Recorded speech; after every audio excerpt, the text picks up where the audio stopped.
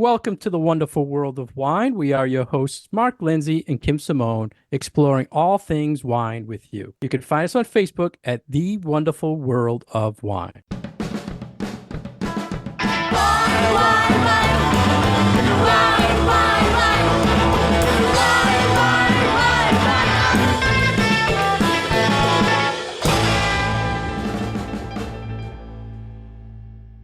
Hello again, everybody, and welcome to the wonderful world of wine. This week, Kim and I are welcoming a special guest, Jean Arnold. How are you, Jean? I'm great. How are you? Everything is great. How are you, Kim? I am just fine. I'm glad that we're getting back to doing some more interviews again. This has been such a nice change of pace this year where we have brought guests onto the show, and I'm really glad that we are continuing it. So Jean and I go way back. Jean is the owner of Kate Arnold Wines. And I believe, Jean, in 2000, maybe 18 or 19 is when we first met. I brought Correct. Jean's wines into my store, family-owned wine company. And Jean, if you could just start out telling our listeners about yourself and about the winery, and then Kim and I are going to fire a bunch of questions to you. Sure. Absolutely. Thank you, Mark. Thank you, Kim. I have been in the wine industry now, I believe it's almost 32 years. And I started off a traditional route, working as a distributor and then moving into a supplier role, and worked and lived in not only several states, but lived in Europe for several years, and developed a passion for the product long before I actually entered the industry.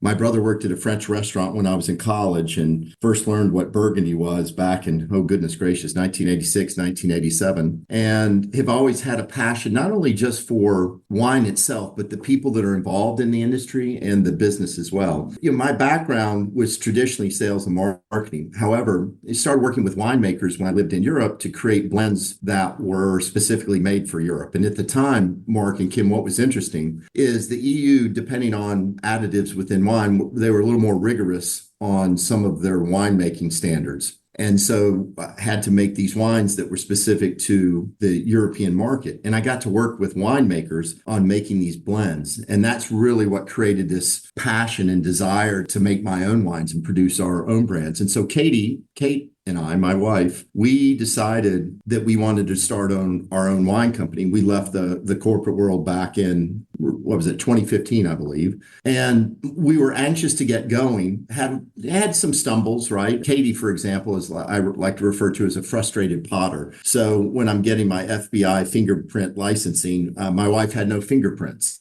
because of her pottery background. And we finally got our licensing and we wanted to get going. So we started the company producing two wines, both a Sauvignon Blanc from California and a Pinot Noir from the Willamette Valley. And we bought juice again because we just wanted to get going. And I think the combined production between those two wines was maybe 1,200 cases. And, fast forward to today, where in August of 17, we had no distributors. We're roughly in about 30 states now. We sell in, I think, 3 or 4 countries within the EU, and have expanded our portfolio, not just from the Sauvignon Blanc and the Pinot Noir, but we make a couple of other Pinot Noirs from Oregon and then several wines from Washington State. So far, so good. That seems like tremendous growth for 10 years. I would say so. I think it takes perseverance, Kim, at the end of the day. And I think the wine business to me is about passion. And I think those that you meet within the industry, you can tell those that are serious about the industry because they're passionate about it. And for me, the passion is not, like I said, just about the product, the wine itself, but it's people within the industry. And I think the other thing that I'm extraordinarily passionate about is educating others about just the diverse world of wine and that it's okay to ask questions. Wine's not a forbidden fruit. And I sure would love to see us expand the consumption of wine and the knowledge of wine, but do it in a way that's respectful to anyone that, let's say, is somewhat intimidated by wine and or the industry. Jean, Kim and I often talk to our listeners about the 90% of wine you see in the shelves is owned by these huge wine corporations. And you are a winemaker that is in that 10% that's left for consumers to know about. What do you fight with battling as a small producer to get distribution or to get people to know about your product? And can you tell our listeners a little bit about the differences between you and the 90% they see on the shelves? Absolutely. And yes, the overwhelming majority of volume in terms of the wine industry within the United States is really three different entities, three companies, large companies. And Mark and Kim, I always like to say this, just because you're big doesn't mean you're bad. And just because you're small doesn't mean you're good. However, there is an impact, right? So let's talk about the different impacts in terms of, let's say, the David and Goliath scenario, with the exception that, David may not be winning this particular scenario. One is there's continued consolidation within the industry. And for me, I think that hurts ultimately consumer choice. That consolidation is larger companies buying brands that were built by families, number one. Number two, there's consolidation within the distribution world within the United States. So that's not necessarily friendly to small family-owned wine companies. And then there's also the challenge, if you look at, we often forget that this is agriculture, right? And what happens is that if I'm a grower, a farmer that is growing wine grapes, it's risk heavy as it is. And if I'm a large company, one of the big three, why do I invest in Gamay Noir or Tempranillo or other varietals that, while they're planted throughout the West, aren't necessarily ubiquitous in their planting, and we've never presented them to the consumer. So I think because of the consolidation and the largesse of some of the companies, the wine industry has become somewhat stale because we continue to sell some of the wines that have been ever present and varietals that have been ever present in the industry for quite some time. And I think it's small companies, not just Kate Arnold Wines, but a plethora of other small companies that are out there trying to change that dynamic. The other things, challenges are the consolidation of retail buying points. Massachusetts, for example, where you're located, is different as compared to many other states where wine is sold in grocery stores. And again, we need grocery stores, but grocery stores are not only interested in selling wine, but they sell toilet paper, paper towels, and a myriad of other products and goods. And so that sometimes lends itself to those entities purchasing far larger wine companies as opposed to smaller wine companies. And so I think that's a constant challenge as well. And Mark and I have been doing this show for quite a number of years, and we try to focus a lot of our attention on trends and topics. And sometimes it's one of those, the more things change, the more they stay the same. And we definitely have been keeping our eye on exactly what you said, Jean, with this consolidation in the marketplace, and not only on that big brand idea, but the little at the ground level about where can people shop for their wines? Where are they going to buy their wines? Is it a small shop like Mark's? Is it a grocery store? And yeah, this is definitely something that is always at the forefront of our minds.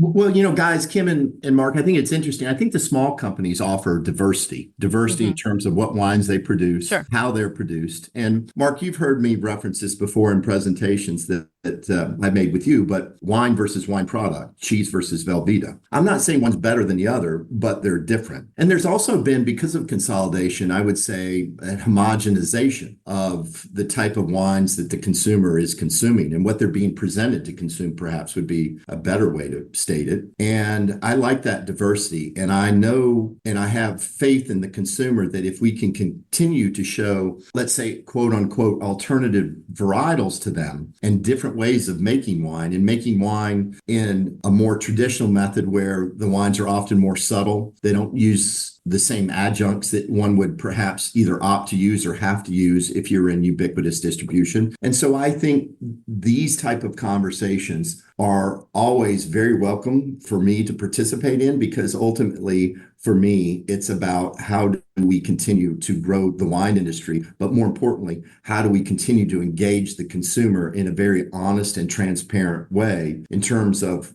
what they're being presented for purchase. And then ultimately how we're producing. I mean, I'm sure, are you guys familiar with what's been going on in the EU in terms of truth in labeling? Oh, yeah. We just did a whole show about that. Yeah. Well, so, Mark, you and I have discussed this before. And Kim, it's interesting. I've always wanted to be much more transparent about how Katie and I produced our wines.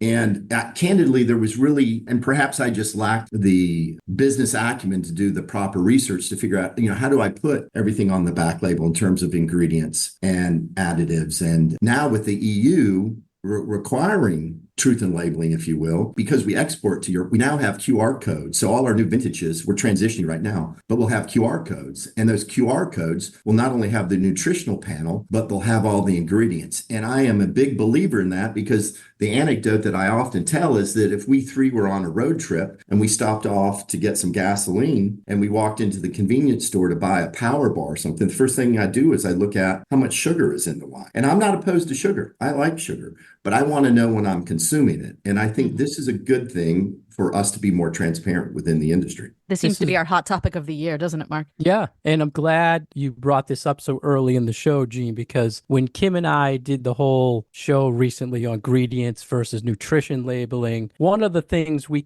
which we do often, it was disagreed maybe on, Kim, was that I had mentioned things that you taught me, Jean, about things that are added to wine before it's made into wine, but is not in the final product. And Kim and I went back and forth on, yeah, we got does it tetchy matter? together in this one. Yeah. And you were the person, Jean, who mentioned to me an additive called Velcorin. Velcorin or is Velcorin? Velcorin, Velcorin. How it is put into the wine before it's a final product of wine, before fermentation, correct? No, right before bottling, Mark. Will you explain to our listeners and to Kim, please, what's your feelings on ingredients that are in wine or used in making wine? Do you care if they're not in the final product or they are in the final product? I mean, for me, I think if I'm to, let me broaden the conversation for a second. So, we have a tendency to speak wine speak, meaning we're in the industry, right? And so we sometimes become myopic in how we communicate and what we think we're communicating everyone knows. I would take it even on a broader level, Mark, and that's not to answer your question, but if anything, to expound. And that is that, wine is food, right? This is an agricultural product. And I think you would readily agree, along with Kim, in the course of the last several years, there's been not just a new, but perhaps a hyper focus, if that doesn't sound too hyperbolic, on how our food is grown, whether it's corn, whether it's salad, whether it's how our beef is raised, whatever it may be. And wine has always been, to me at least, on the outside of this conversation. And I think we need to have those same conversations with wine, not to speak to the negative of the industry, but to the positive, because there are so many producers that are producing wine, in my assessment, in the correct way. So, for example, let's just talk. I mean, you can talk Velcorin, right, which is an additive that basically kind of kills microbial activity, so the wine is stable prior to bottling. Or it's as simple as something, Kim and Mark, about oak. So, for example, our Oregon Pinot Noir. We use real oak barrels, right? We're not using oak liquid. And I think that the producer should use whatever they think is right to use. I would humbly suggest, though, that the consumer also has the same right to understand the information, what's being used in the product that they're purchasing. It's that simple. I don't even remember what our fight was about the other day about that one. I think it was about things that remain in the wine as opposed to... Yeah, if things are not... Well, I mean, Velcorin dissipates, I think, within 20, I think that's short half-life, dissipates within 24 hours. I mean, sugar, for one, right? Let's talk about that. So our wines are technically fermented dry. Our Riesling, we stop fermentation, so it has some residual sugar. And, I'm not going to hide away from that. I think roughly off the top of my head, that Riesling would be 10 to 12 grams per liter. I think a Coca-Cola, and again, you have to fact check me on this, please, but I want to say it's roughly around 100 to 110 grams per liter. Nothing wrong with a Coca-Cola every once in a while if that's what you choose to consume. But I know that I'm consuming sugar, right, when I consume that Coca-Cola. And there's often, I see these, broader distribution red blends that have a higher level of sugar. And, it could be prolific, meaning you would have to drink several bottles of my wine in order to get anywhere close to having the same level of sugar in, again, some of these more mass-produced brands. And so I think it's just about engaging the consumer, teaching the consumer to ask the question, because we, Kim, Mark, myself, we can fight this battle or have this conversation all day long, but until we give enough information to the consumer and present it in a consumable way, that I think that our opportunity to expand the knowledge of wine and how it's made will be negligible until we get it to and present it well to the consumer. What does sustainable mean anymore, right? There's California sustainable. There is, live certified in Oregon. So there's many things that we need to better communicate to the consumer on what's going on, not just from a winemaking perspective, but in the vineyard. And my overall philosophy is, and this is why I went to that wine versus wine product comment, is wine to me is a reflection of what's grown in the vineyard. And the winemaker does a great job of truly and accurately reflecting what's happening in the vineyard. Whereas, wine product is the grape and the juice, if you will, is just a base to make something that is consumer friendly. Because, speaking of homogenization, oh guys, I want to guess this was probably back towards the latter part, mid 90s to late 90s, if my memory serves. But, wine mapping, meaning XYZ brand is very popular. They produce a popular Chardonnay. Therefore, I make a wine that is similar in taste profile, right? And for me, again, I think what we should embrace is the diversity of the differences in taste profiles of all the wines in the wine growing areas, not just here in North America, but throughout the world. I just want to follow up, Gene. So Sure. in the EU, the labeling incorporates ingredient and nutrition information. And I think what I'm reading in the United States, they're thinking, which way do we go? So looking at sugar, you would obviously say, if you did ingredients, you have sugar, but do you rather see as the winemaker that the ingredients that people put in or the nutritional information? Or do you want to see a combination of both? What do you think? Well, I think it's interesting. I would start with the nutritional panel and nutritional labeling. That would, and again, I haven't thought that much about it, Mark. It's a great question, but right now, I'll call you and let you know if I change my mind. But right now, I would say it's the nutritional labeling because there's sugar in there, right? It could be higher in caloric content. And I think that's the first place we go. It was interesting. I was reading a wine label earlier, and I was just out at some stores here in Iowa, and it said that it was grapes, yeast, and oak. Well, now I'm a curious mind. So is that, what type of oak is that? And, what format does it come in, so on and so forth. So I think the first thing we do is the nutritional labeling because the consumer's already accustomed to that, right? That's something that I think would be readily consumable by the consumer. Yeah, meet people where they're at as far as their knowledge level. I mean, would you guys agree or disagree on that?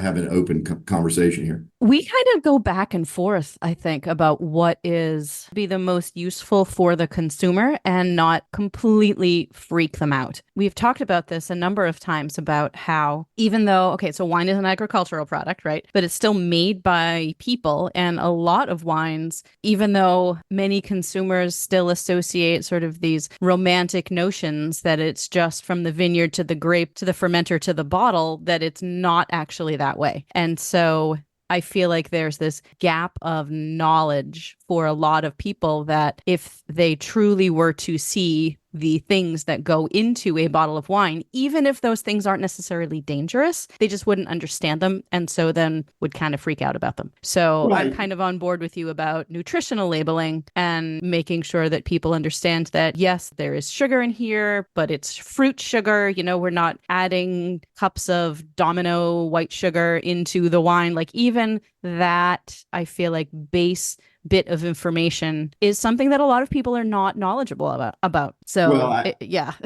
Kim, I think you bring up a good point because, we don't want to concern the consumer. We just want to say that we're communicating with transparency. I mean, the inevitable goal for me is, and again, some people would readily disagree with this statement, and that is out of beer, wine, and spirits. To me, wine is the one alcoholic beverage that is perfect accompaniment for food, right? And therefore often can be consumed and viewed, hopefully in moderation and in complement to food. So I think maybe the nutritional labeling piece is, let's treat it like food because that's what it is, right? And so maybe we start there because how do we up our dialogue and our conversation within the industry and ensure that we are accurately communicating to the consumer in a transparent manner without ultimately hurting the industry? Because that to me is the fine line. And, a little bit of knowledge is, can be dangerous. And so I think we have a lot more reflection to do, but I do think that transparency is almost always, if not always, a good thing.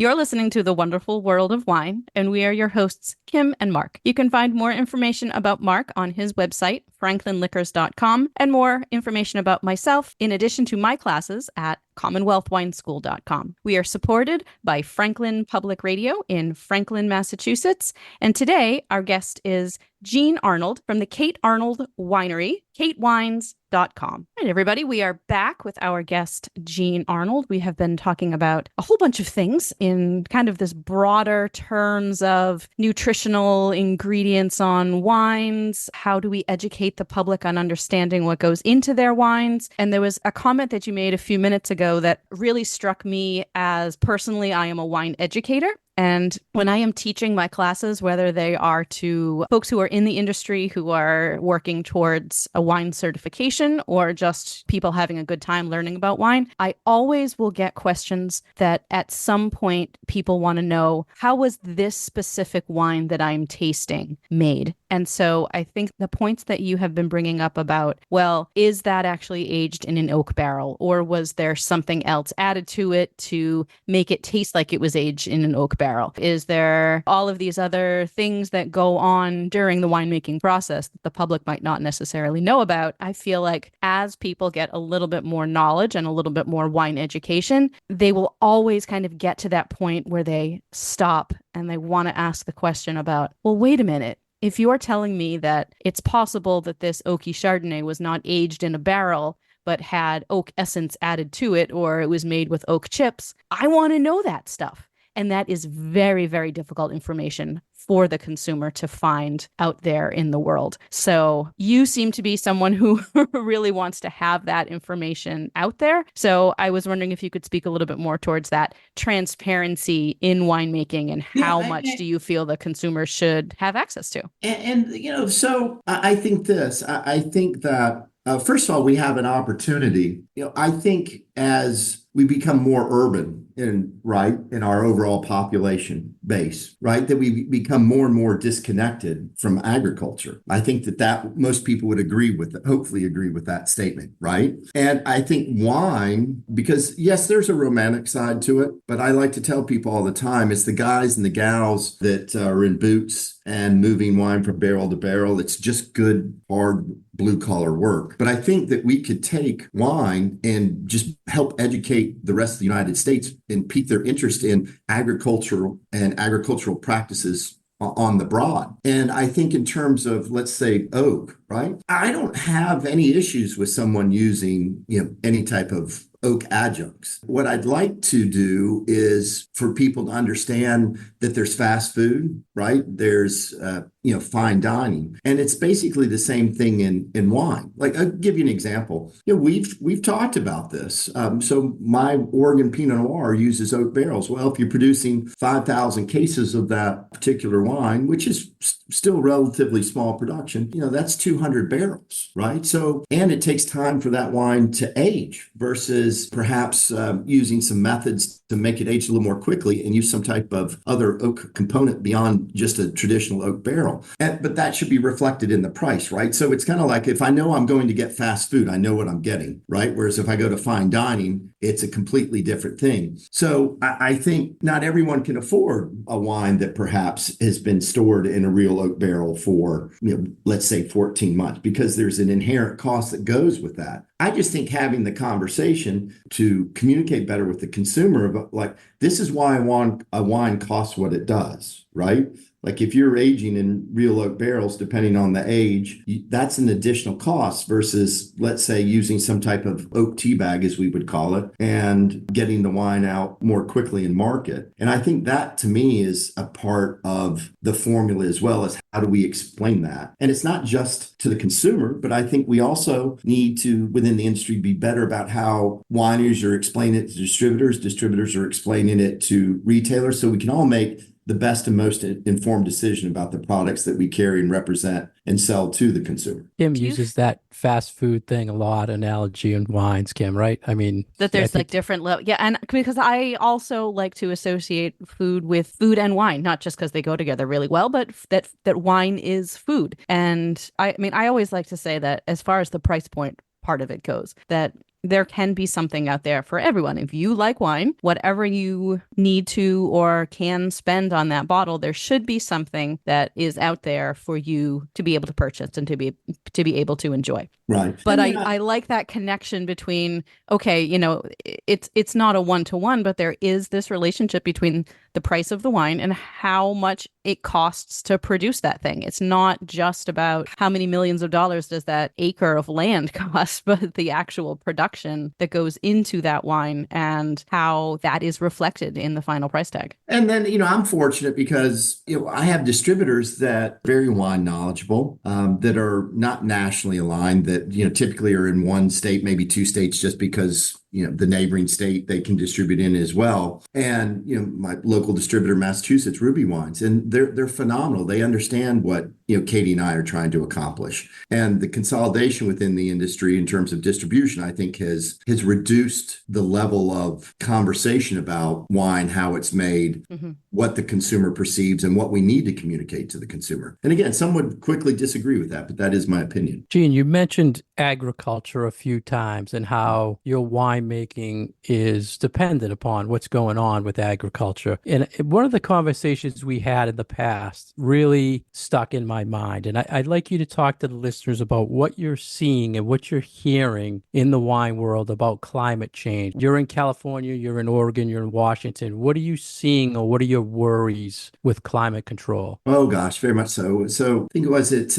refreshed my aging memory here. 17 was the Napa Valley fires, right? So very damaging in Northern California. 18, one of the vineyards that I was contracted with was damaged in a fire, so there was no fruit there. 20, like last year, I wrote off a significant amount of wine that had smoke taint. And I remember being in McMinnville, September of October, and waking up, McMinnville, Oregon, and waking up at early in the morning, at 8 o'clock in the morning. It looked like it was midnight, ash on the car. Wow. We're a lot more knowledgeable about how to make wine in terms of, a smoke taint damage and things of that nature. But the thing I always like to reference to people is because we source fruit out of 3 different states, California, Oregon, and Washington, we're a little more diversified. And Katie and I, several years back, had an opportunity to purchase a vineyard. But, Mark and Kim, I don't know if you know this, but, we just have contracts and relationships with several growers. So we purchase our fruit. And I like being malleable because of the climate. This particular vineyard that I'm referencing that we had an opportunity to buy, well, I probably could have put together perhaps and gotten an agricultural loan that would have been conducive to the actual physical purchase of the vineyard. However, I'm not convinced that vineyard 15 years from now is still going to be able to grow Pinot Noir within the Willamette Valley. And so if I have to replant, how many years, several years before I have commercial fruit and, viable commercial fruit from a tonnage perspective. And so that's a challenge in and of itself. I used to quip that if you looked at the vineyards that we've used, whether in the past, present, and or future for that matter, it was more about, for our Willamette Valley Pinot Noir, creating a blend that I was proud of every year. And I had all these toys that I could blend into this particular wine, toys being different vineyards. Well, now, one of the things I really look at is if there's a fire event, for example, in one part of Oregon, do I have fruit sourcing that's geographically distant from that particular location so I could still actually produce wine? Because at the end of the day, if there's not the raw product of fruit, it's hard to produce wine. Therefore, it's hard for me to stay in business. So I think it's going to be a constant challenge. I want to say it was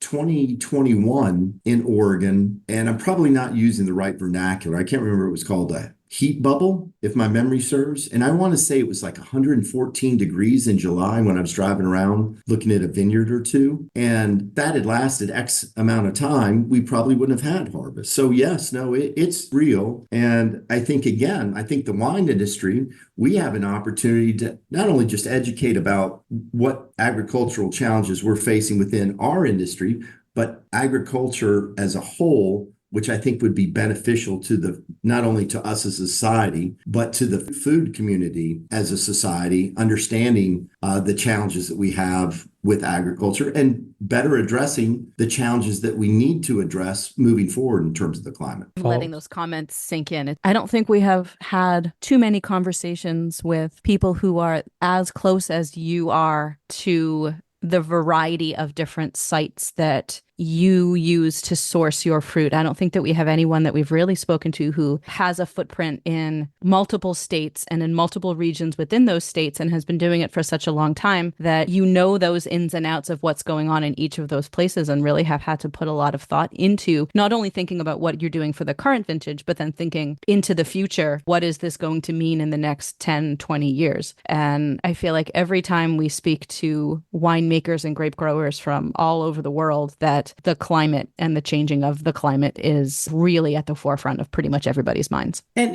people are, vineyards are, changing their elevation or their site orientation, and that'll continue. And so there's ways and a path for the future. But again, I just think if we elevate the conversation, because I mention this to everybody all the time, I have an 18-year-old daughter. And so my concern is not for me, but it's for her. And what do we do as a society in order to address this? And then ultimately still be able to drink a darn good bottle of wine. Right. Jean, you talked about education. Kim and I are huge on trying to educate the public on wine, and that's why we do this show. I've seen you've increased your social media and putting a lot of things out there about your wines. And I wanted to get your feedback on what do you think about social media for wineries, the influencing, these influencers that are out there for wine, and what do you feel is the direction to get the younger generation to drink wine? Is that why you kind of increased social media?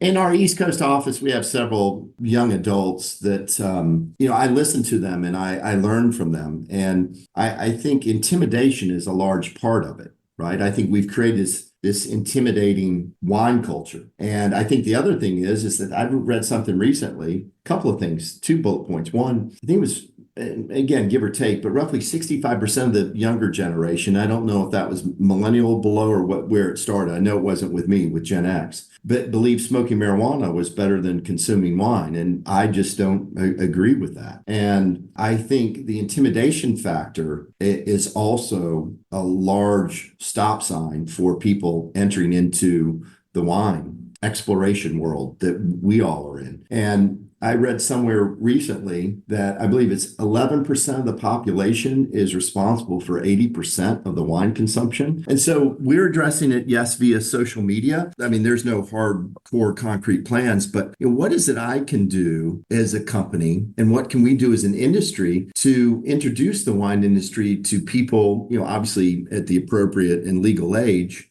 and better educate them and make it fun for them.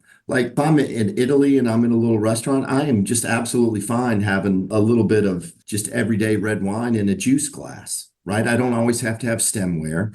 And so I think we need to accurately communicate and better communicate to the young people via social media that doesn't have to be all glamorous. I think what we need to communicate to them via social media is that it's real and authentic, and that it has, obviously a catchphrase, but an origin story. And I think if we can do that, then we can separate ourselves. We can separate the wine industry from other alcoholic beverage industries. Yeah, as also being a beer educator and a beer person, there is definitely this difference in the markets and in the perception of who is the consumer and what does the consumer want out of the experience. And yeah, very interesting to be a wine person talking to beer people and then vice versa. So Kim, quickly, I worked at a restaurant when I was working on a master's thesis in Washington, D.C. that served 1,200 different beers under one roof. This was early 90s. Wow. And called the Brick Skeller, and been around for like 50 years. Anyway, long story short, what I've noticed, I'm curious what you think. I think the beer business, or maybe it's the beer consumer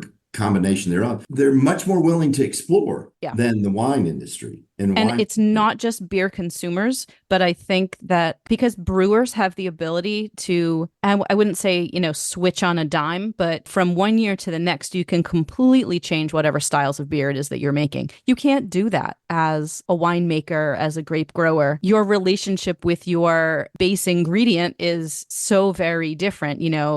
However many years you have to tend that vine in order to get that particular grape variety. It's so different with beer. So I think that the willingness and ability of brewers to be able to change and react to trends really, really quickly is helpful. And it definitely, there's this symbiosis between beer producers and beer drinkers that those kind of go hand in hand. It's like, okay, this year we're going to be all about fruit sours. I'm there. Let's go try it. Or now, Right. hey, everybody's making a Helles lager. Let's go drink some Helles. It's like, Well, right. I mean, based off of the production cycle, right? yeah, The beer industry can change more quickly. it Not to changed so mention, fast.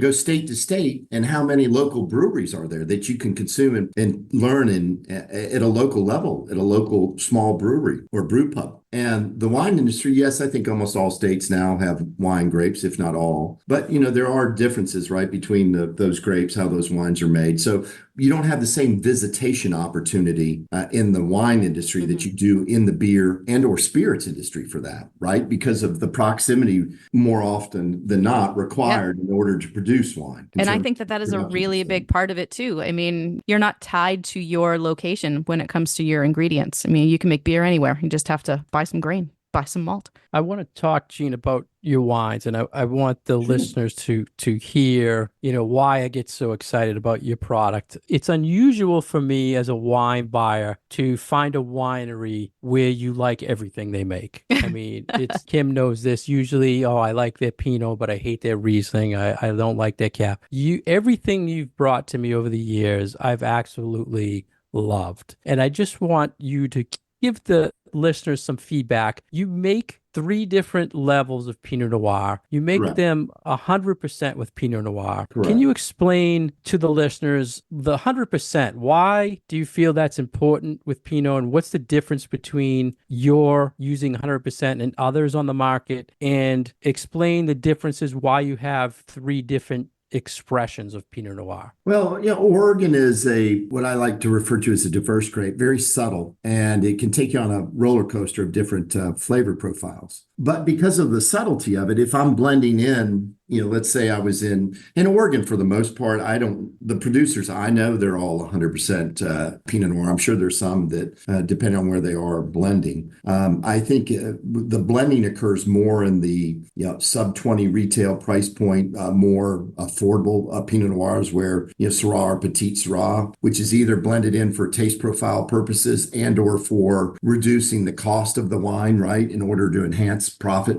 margin. But I think the expression of the wine, and if I'm concerned about the vineyard and that the wine is a reflection of the vineyard, then I think you have to keep it 100% varietal. Now, that's with the Cabernet, I always blend. I just, first of all, by the way, Bordeaux is blended for years, right? So it's not like I created that thought process. And I think the common theme between the wines is, and I suggest this humbly, is that they're subtle. And all the wines from Kate Arnold, in terms of the Pinot Noir. So what happens is, because we have several different vineyards, we have a base vineyard that we use for the Willamette Valley, for example, and then we have several other vineyards. Several of those other vineyards have fruit that's of higher quality, and we always keep our quality queue very high in the Willamette Valley by blending in some of these other vineyards, which are much more expensive from a per ton fruit cost. And then what we do is we just look at individual barrels, and that's when we get into clonal selection, 667, 777, whatever it may be, and really can look at individual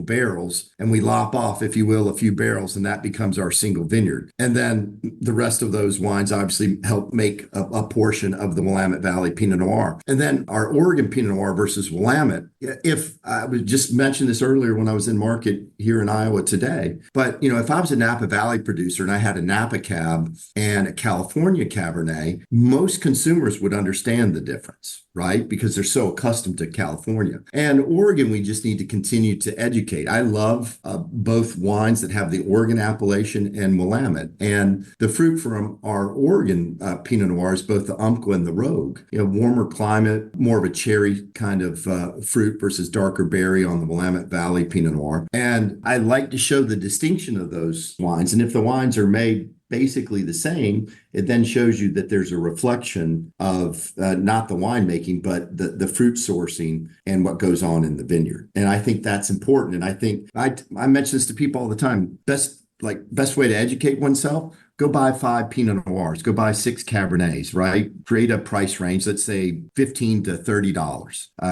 Buy them from different appellations. If you open them all at the same time and you just start to taste them, the most neophyte, if you will, individual within the wine consumption world could distinguish that there's differences. And I think that's how we pique curiosity and that's how we learn. But from a Pinot Noir perspective, that's how we do it. We just have several different vineyards. We get barrel specific for the single vineyards. We typically never produce more than 4 barrels of any single vineyard. We have Bright Vineyard in Chehalem Mountain. We have Hershey Vineyard in Yamhill, Carlton. And then we have Daffodil Hill in Eola Hills. Those are our 3 single vineyard wines.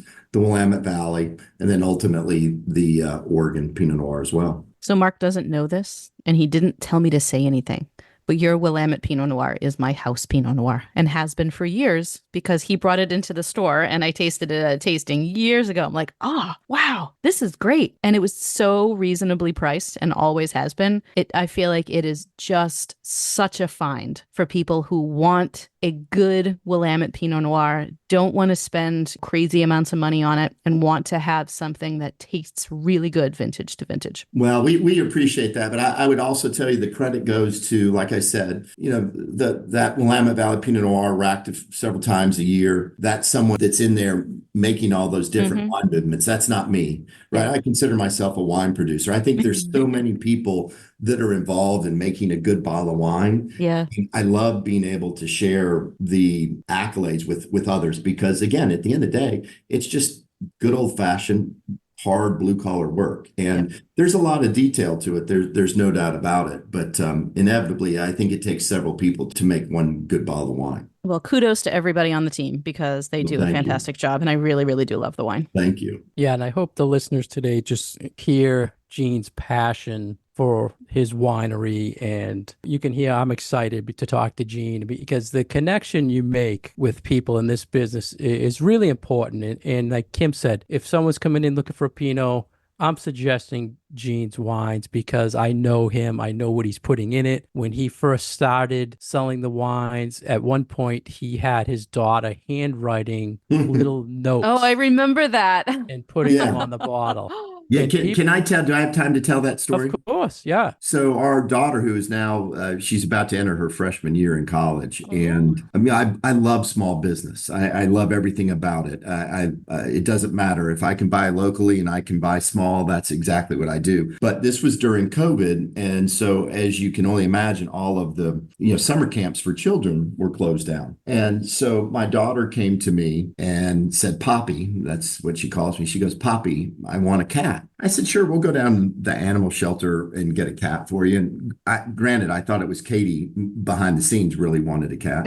Anyway, she goes, "No, Poppy, I found a cat on the internet that I want to buy." I said, "Okay, well, so how much does this cat cost?" And she, "Poppy, it's $1,200. And I said, "Leela, your mama and Poppy just started a wine company. It's like, that's a lot of money." The next day, I think it's the only email on a personal level. She actually works with us a lot, so we exchange business emails. But on a personal level, the next day, and at the time, what was she, like 13, something like that? She sends an email to me with a Google Doc, and it was a contract promising that she'd work for me all summer long until the cat was paid for. And so the idea is I was actually in Maine, and I noticed a retailer handwritten little craft paper neck hangers. So all summer long, that's all she did. And we sent them all throughout the country. And we talked about how we sourced our fruit, how we made the wine. And I got to spend a summer with my daughter in the office. That's really awesome. What a great story. Yeah, that's that. I'm going to tell that at her wedding, much to her. Absolutely. much to her chagrin, I'm sure. Mm-hmm. Well, you should write little notes on all the wedding guest thing. Yeah, exactly. Return the favor. That absolutely. I love that story. Yeah, that just shows, the great thing about relationships like we have in the wine world and how we get excited to tell people about your wines. And I know Kim's a big believer of that too. So I'm so glad you came on the show. And I'm always bugging, other than bugging Kim, bug Jean. When I have stupid ideas, right? I always want to buy, and Jean says, "Yeah, let me look at that." But I know, Jean, I bug you, and I'll stop. No, I love the conversation, Mark. As you know, we've talked on the weekends, and I enjoy it because I think if we three accomplish every other week better educating and bringing a consumer into the wine industry, then we're successful. And I hope everyone ultimately has that aim, because it's that old saying I always love to say, discontent comes into proportion to knowledge. The more you know, the more you realize you don't know. And it's just a fascinating world. And I think there's something in the wine world for every consumer. Well, thank you, Jean. Thank you for Thanks, Jean. telling the listeners about your winery. And I really appreciate your time today. Oh, listen, guys, anytime. I appreciate the conversation, and be well.